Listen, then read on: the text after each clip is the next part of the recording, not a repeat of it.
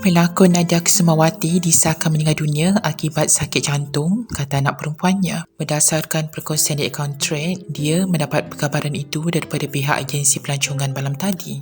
Arwah meninggal dunia disebabkan sakit jantung dan kemudiannya telah dibawa ke hospital. Pada hari yang sama, arwah tiba di lapangan terbang Jeddah.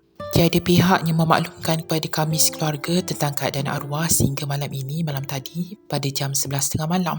Berita itu disampaikan oleh travel agency itu sendiri. Allahyarham Nadia dilaporkan gagal dikesan selepas penerbangannya ke London, United Kingdom UK dari Kuala Lumpur transit di lapangan terbang antarabangsa Raja Abdul Aziz Khamis lalu. Bagaimanapun, Wisma Putra mengesahkan Nadia yang dilapor hilang di Arab Saudi sebelum ini dikesan sudah meninggalkan lapangan terbang Jeddah. Sebelum ini, Muhammad Kamarul dilapor merayu kerajaan menggerakkan usaha diplomatik dengan kerajaan Arab Saudi bagi mempercepatkan proses pencarian isterinya. Allahyarham Nadia menyertai kumpulan umrah dan ziarah sebuah agensi pelancongan membabitkan 21 peserta sejak 14 Januari selama 2 minggu.